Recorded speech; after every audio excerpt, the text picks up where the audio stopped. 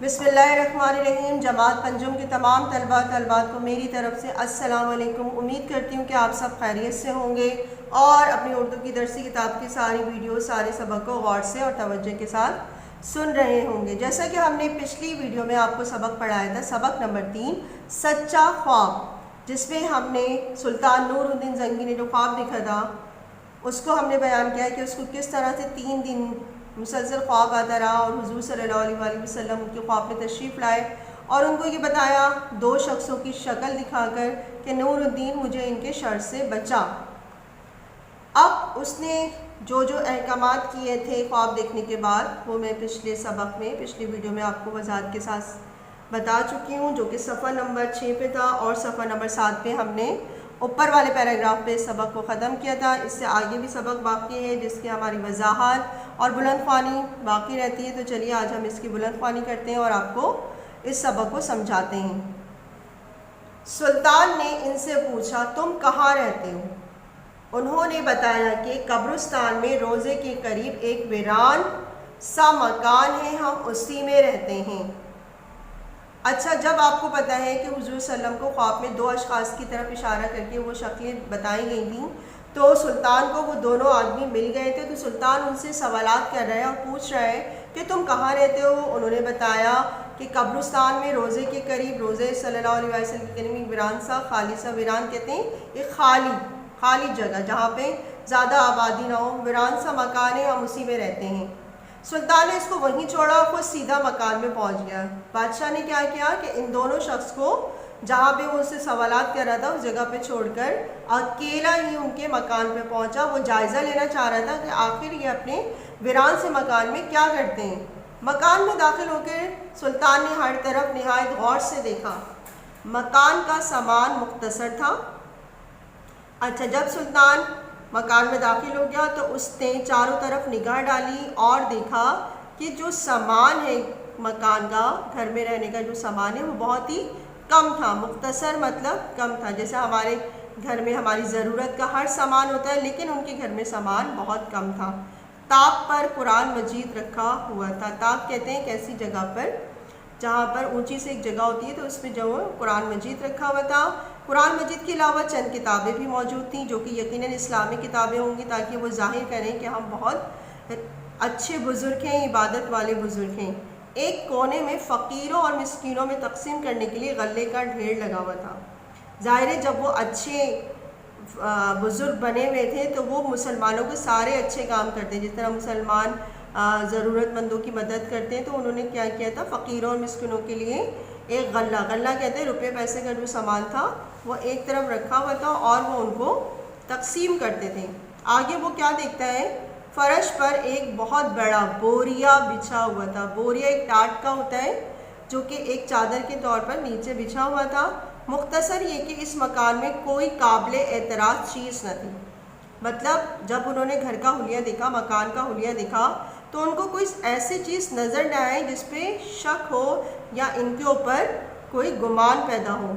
सुल्तान हैरान था कि क्या करे। वो सब परेशान था कि मुझे तो मकान में ऐसी कोई चीज़ नज़र नहीं आ रही है जिसके तहत मैं इन पे फ़ौरन पकड़ लूँ, उनको शक जो है वो मजबूत हो जाए। फिर अचानक क्या हुआ कि फिर उसने एक हाथ फ़र्श पर बिछे हुए बोरिए की तरफ बढ़ाया कि देखिए इसके नीचे क्या है। मैंने आपको बताया था ना कि फ़र्श पर एक बोरिया बिछा हुआ था। तो ख़ुद ब खुद अल्लाह ताला ने शायद उसके दिल में डाला और उसको ख्याल आया कि मैं ऐसा करता हूँ कि फ़र्श पे बोरिया बिछा हुआ है, उसको उठा के देखता हूँ, ऐसा तो नहीं इसके अंदर कोई नीचे चीज़ हो। बज़ाहिर तो कोई ऐसी चीज़ नज़र नहीं आ रही। आगे क्या हुआ, सुल्तान ने जैसे ही बोरिया उठाया तो एक खौफनाक हकीकत का इंकशाफ हुआ कि बुज़ुर्ग सूरज शैतानों ने एक नक़ब लगा रखी है जिसका रुख रोज़े नबवी सल्लल्लाहु अलैहि वसल्लम की तरफ था। पास ही एक घड़ा था जिसमें नक़ब के ज़रिए निकाले जाने वाली मिट्टी डाली जाती थी।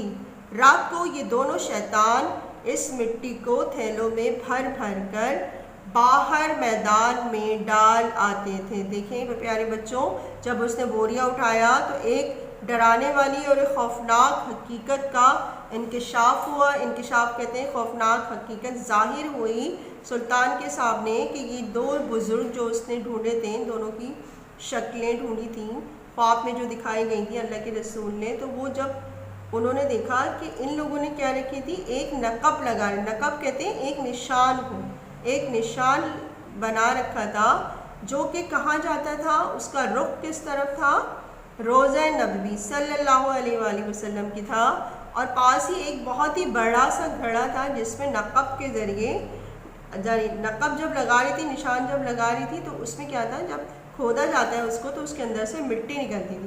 اب یہ لوگ کہہ رہے تھے کہ اگر ہم مٹی کو نکال کے باہر رکھتے ہیں نا تو لوگوں کو شک ہو جاتا ہے اس بات پہ کہ یہ لوگ تو بزرگ ہستی ہیں اور یہ لوگ کیا کام کر رہے ہیں، تو ان کو شک سے بچانے کے لیے ان دونوں شیطانوں نے کیا کیا تھا کہ تھیلوں میں بھر کر میدان میں ڈال کے آتے تھے۔ رات کو ہی سارا ٹائم ہو رہا ہے، رات کو ہی سارا کام ہو رہا ہے، رات کے ٹائم میں وہ رات میں اس لیے کہ وہ لوگوں کی نظروں سے بچ جائیں، لوگوں کی نظروں میں نہ آئیں کہ ہمارے دماغ میں کیا شیطانی منصوبہ چل رہا ہے۔ تو رات کے وقت، رات کے اندھیرے میں یہ نکل کے یہ سارے کام کرتے تھے، دن بھر یہ عبادت میں لگے ہوئے، لوگوں کی خدمت میں کر رہے ہیں، اور رات کو کیا شیطانی کام کر رہے ہیں کہ نقب لگا کر، نشان لگا کر گڑھا کھودا جا رہا ہے، اس کے اندر مٹی ڈالی جا رہی ہے اور ایک راستہ بنایا جا رہا ہے۔ راستہ مطلب سمجھ لیجیے جس سرنگ کہتے ہیں نا، سرنگ کے ذریعے ایک راستہ بنایا جا رہا ہے جو کہ سیدھا ہمارے پیارے نبی صلی اللہ علیہ وآلہ وسلم کی قبر مبارک، روضہ مبارک تک جا رہا تھا۔ اب آگے کیا ہوا، اس حقیقت کے انکشاف پر سلطان کی عجیب کیفیت ہوگی۔ ظاہر ہم سب مسلمان ہیں اور مسلمان بادشاہ تھا، جب اس نے یہ ساری دیکھا تو اس کے رونگٹے کھڑے ہو گئے، اس کی ایک عجیب حالت سی ہو گئی، وہ رونے لگا، آنکھوں سے آنسو بہنے لگے، داڑھی آنسوؤں سے تر ہو گئی۔ مطلب وہ سوچ بھی نہیں سکتا تھا کہ ان بدتمیزوں نے، ان شیطانوں نے اتنا بڑا منصوبہ تیار کر رکھا ہے کہ نعوذ باللہ کی قبر مبارک کو نقصان پہنچانا چاہتے تھے۔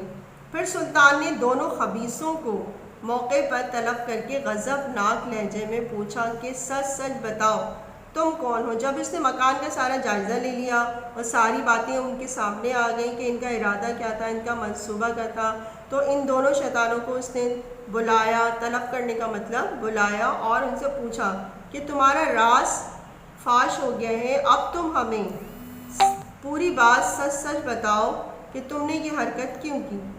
پہلے تو دونوں نے ادھر ادھر کی باتیں کی، ظاہر اپنے آپ کو شرمندہ ہونے کے لیے، اپنی بات کو ٹالنے کے لیے وہ ادھر ادھر کی ہیلے بہانے کرنے لگے، جھوٹ بولنے لگے۔ لیکن جب انہوں نے دیکھا کہ ہمارے سامنے ہماری موت کھڑی ہے، یہ بادشاہ ہمیں، ظاہر ہے اتنی عجیب بات پر، اتنی بڑی بات پہ بادشاہ تو کیا کوئی بھی مسلمان ہوتا تو ان کو کھڑے کھڑے قتل کر دیتا، ان کا سر قلم کر دیتا ایک مسلمان ہونے کے ناطے۔ لیکن موت کو سامنے دیکھ کر وہ نڈر ہو کے بولے، اچھا موت کو سامنے بھی دیکھ رہے ہیں کہ اب تو ہمیں مرنا ہی ہے، جب مرنا ہے تو کیوں نہ ہم اپنا راز ان کے اوپر فاش کر دیں، اور بہت بہادر ہو کر بولے ہم یہودی ہیں، ہماری قوم نے ہمیں اس مقدس خدمت پر معمور کیا تھا کہ ہم مراکشی حاجیوں کے روپ میں یہاں پہنچ کر نقب لگا کر تمہارے پیغمبر صلی اللہ علیہ وآلہ وسلم کی قبر تک جا پہنچیں۔ دیکھیں کتنا بڑا راز انہوں نے فاش کیا کہ یہودی تھے یہ دونوں، اور ان یہودیوں نے ان دو لوگوں کو اس کام کے لیے رکھا اور بولا کہ مراکش کے شہر کے، مراکش کے ملک کے رہنے والوں کے حاجیوں کے روپ میں تم لوگ جاؤ اور حج کے بہانے یہاں پر پہنچ کر قیام کرو اور ایک سرنگ کھودو جس کے ذریعے تم حضور صلی اللہ علیہ وسلم کی نعوذ باللہ قبر تک پہنچ جاؤ گے۔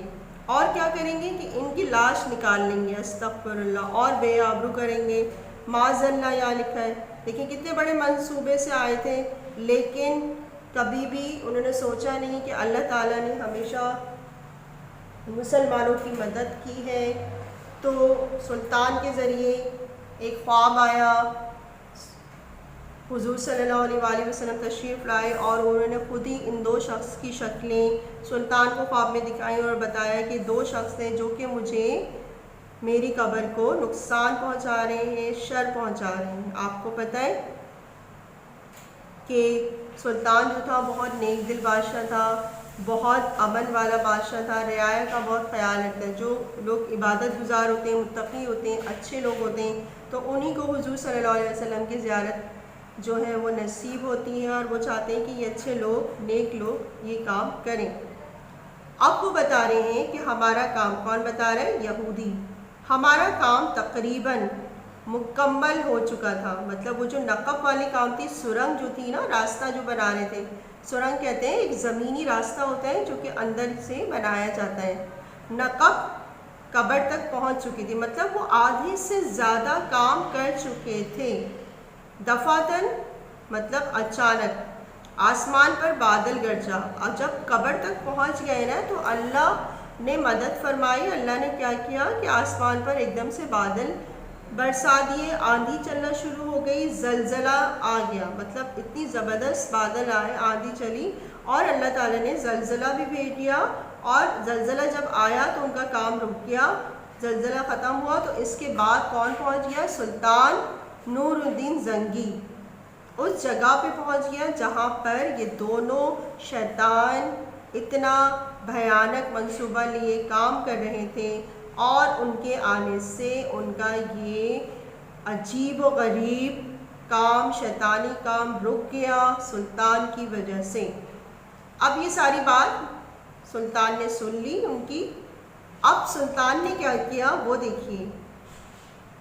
ان کی یہ گفتگو کہتے ہیں باتیں، ان کی یہ باتیں سن کر سلطان سراپا جلال بن کر اٹھا. سراپا کہتے ہیں اوپر سے نیچے تک، جلال کہتے ہیں غصے. سلطان کو یہ ساری باتیں سن کر فوراً ہی غصہ آ گیا، اور تلوار کھینچ کر اس نے اپنے پاس میں سے، اپنے ہاتھ میں سے تلوار نکالی، اور نقب کے کنارے ہی جہاں انہوں نے نقب کھینچی تھی، جہاں سرنگ بنائی تھی، اس کے کنارے ہی ان دونوں خبیثوں کی گردنیں اڑا دیں. مطلب کوئی بھی مسلمان ہوتا، ایک سچا مسلمان، وہ یہی کرتا کہ حضور صلی اللہ علیہ وآلہ وسلم کی قبر مبارک تک نہ پہنچنے دیتا. اور یہ ساری چیزیں سن کے اس کو غصہ آتا. تو سلطان نے بھی یہی کیا کہ تلوار فوراً نکالی، اور ایک جھٹکے میں ہی ان دونوں کی گردنیں اڑا دی. اور پھر فرمایا، کس نے فرمایا؟ سلطان نے فرمایا حضرت محمد صلی اللہ علیہ وآلہ وسلم کی جناب میں گستاخی کرنے والوں کا یہی حشر ہونا چاہیے. جب اس نے اس کی گردنیں اڑا دیں تو بولا اور فرمایا کہ جو بھی کوئی اس کے علاوہ بھی اگر کوئی گستاخی رسول صلی اللہ علیہ وآلہ وسلم کرے گا تو اس کا بھی یہی حشر ہوگا. اس کے بعد جب یہ سارا واقعہ ہو گیا، سلطان نے ساری گردنیں جو ہیں ان دونوں کی اڑا دی، ان کو قتل کر دیا. تو اس کے بعد سلطان نور الدین زنگی کے حکم پر روضہ نبوی صلی اللہ علیہ وآلہ وسلم کے ارد گرد گہری خندق کھودی گئی. گہری خندق مطلب گہرا گھڑا کھودا گیا. حضور صلی اللہ علیہ وسلم کی روضہ مبارک، قبر مبارک کے قریب گہری خندق، گہرا گھڑا کھودا گیا. اب اس خندق میں کیا کیا تھا انہوں نے؟ اس خندق میں پگھلا ہوا سیسا، سیسا کہتے ہیں لوہے کو، ایک گرم لوہا چاروں طرف بھر دیا گیا تاکہ آئندہ کسی خبیث نقب زن کا ہاتھ نبی کریم صلی اللہ علیہ وآلہ وسلم کی آرام گاہ تک نہ پہنچ سکے. آرام گاہ جو ہوتی ہے، یہاں مراد آرام گاہ سے قبر مبارک، روضہ مبارک صلی اللہ علیہ وآلہ وسلم ہے. آپ کو پتہ ہے جب انسان مر جاتا ہے، دنیا سے ہم بھی چلے جائیں گے، تو قبر کا دوسرا نام جو کہ ہم قیامت تک اس میں رہیں گے، اس کے لیے آرام گاہ کا ورڈ استعمال ہوتا ہے، جو کہ یہاں پہ لکھا ہے حضور صلی اللہ علیہ وسلم کی آرام گاہ تک نہ پہنچ سکے. دیکھیں سلطان نے کتنا اچھا فیصلہ کیا کہ کسی اور شیطان کی ہمت نہ ہو کہ ہمارے آقا پیارے رسول صلی اللہ علیہ وآلہ وسلم کی قبر مبارک تک کوئی دوبارہ خبیث یا منصوبہ لے کر وہاں پہ داخل نہ ہو. قیامت تک کے لیے سارے راستے بند کر دیے گئے، اور حضور صلی اللہ علیہ وسلم کی قبر مبارک کو محفوظ کیا گیا قیامت تک کے لیے. جماعت پنجم کا یہ جو ہم نے سبق نمبر 3 پڑھا، سچا خواب، امید کرتی ہوں کہ آپ کو اچھی طرح سمجھ میں آ گیا ہوگا. اس کی وضاحت میں نے تفصیل کے ساتھ بیان کر دیا، آپ نے توجہ سے سنی ہوگی. آج اس کے سبق ختم ہو گیا ہے. اگلی کلاس میں، اگلی ویڈیو میں اس سبق کی سچے خواب کی ہم مشق کریں گے اور اس کا کام آپ کو بہت جلد پرووائڈ کیا جائے گا، جو کہ آپ کو بتایا جائے گا SMS اور WhatsApp کے ذریعے. پیارے